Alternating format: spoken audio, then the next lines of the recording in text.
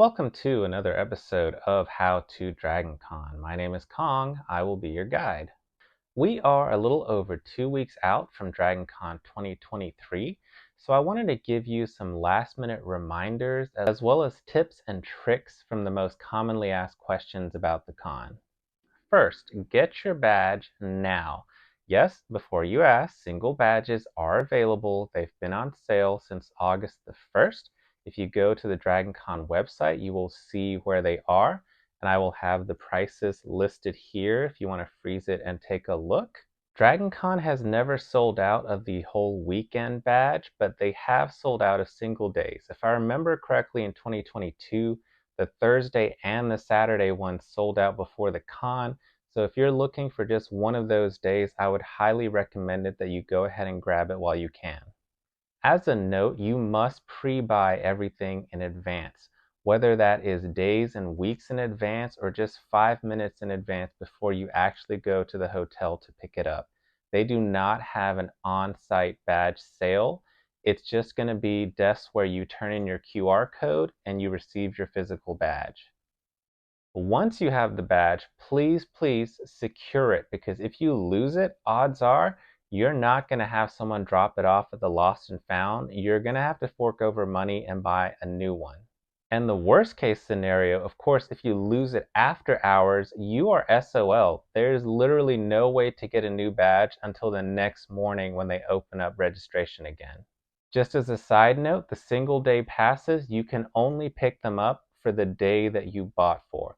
So if you bought Saturday, even if you get there early on Friday, you will not be able to get the Saturday pass.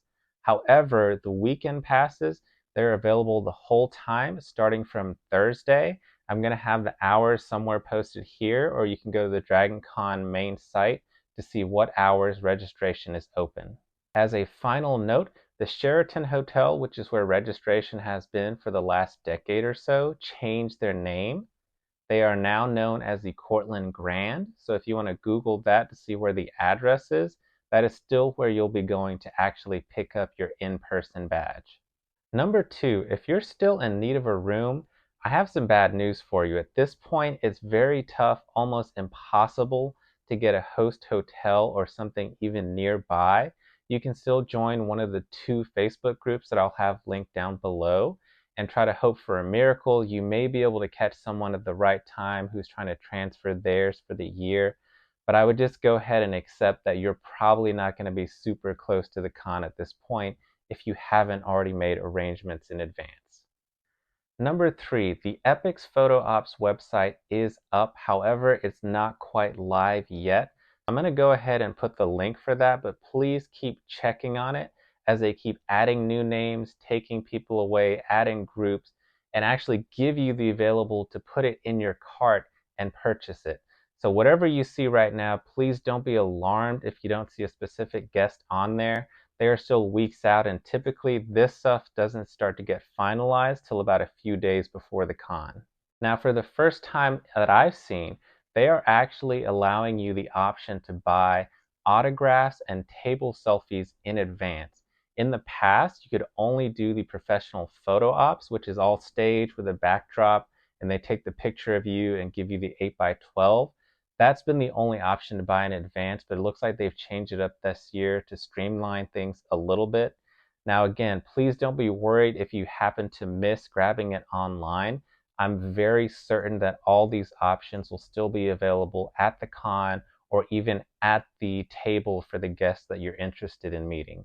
Number 4, kind of related to guests, because of the ongoing writers and actors strike, there may be a little bit of changes in how you interact with the guests this year. So certainly at the panels, or whether you go to see them at their table, they will not be able to discuss projects that they've worked on or are going to work in the future.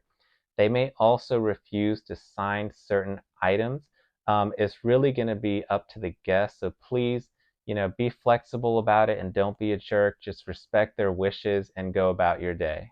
Number 5, the schedule. No, it's not out yet, in case you're asking. If you've downloaded the app for 2023 and you're scared that you can't find anything, that is normal. They just released the app for this year, but they haven't actually put anything useful in it. So again, keep checking on it. More than likely, about a week away from the con is when they will start uploading information to it. You can see the different schedule of events.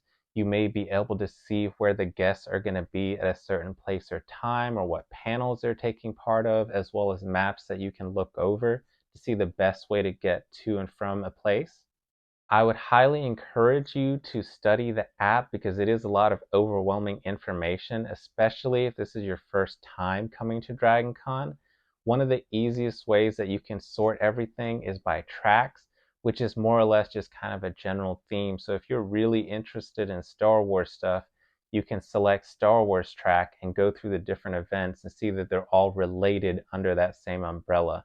And then you can tackle each track one by one so that you're not looking at this overwhelming grid where there's about 20 different panels going on that hour. It's just a lot easier if you just separate it little by little and tackle it one track at a time. Going back to media guests, since that is pretty much the #1 reason why a lot of newbies come for the first time, if you're interested in seeing a particular actor, they are going to be in the Walk of Fame pretty much the entire day from when it opens, usually around 10 o'clock until 7 o'clock. That is where they make the majority of their money, so it's their best interest to stay there, meet as many fans as they can, sign as many autographs as they can. However, the only times that they'll be away from that area is going to be when they have a panel they're taking part in, they are doing a professional photo op, or they're just going on break to take lunch or something like that. As for artists, if there's a particular comic artist you want to meet, if it's in the artist alley or the top floor of the vendors hall, similar thing. They're going to be at their table most of the time unless they're taking part in a panel or they've stepped away to do something that they want to kind of do for themselves as an attendee, not just as an artist there to promote their business. Finally, for writers, I've seen in the past that they have scheduled signing times and sessions, so you can check for that. And of course, with all these people, whether it's an artist or a writer, you can always follow their social media because they may have information in advance before DragonCon releases anything official. If you have any questions, concerns, comments at this point, please feel free to post them below and I'll try my best to answer them. I may make one more video leading up to DragonCon 2023 just in terms of things that you can do or that are maybe outside of the normal big events and schedule of events. But other than that, I hope you have a good one and I'll see you at the con.